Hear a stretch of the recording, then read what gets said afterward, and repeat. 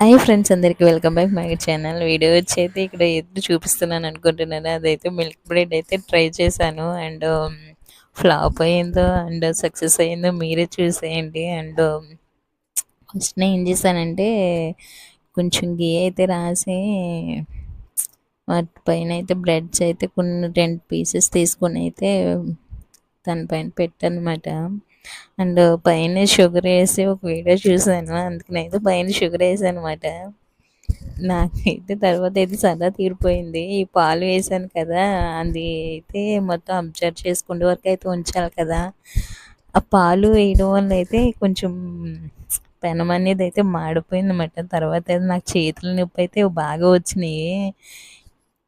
Bread మాత్రం తర్వాత కానీ మాట ఎలా వచ్చిందని తర్వాత కానీ నాకు మాత్రం ఆ ప్యాన్ తోమడానికి అయితే చేతులు మామూలుగా రాలేదు. నా వల్ల కాక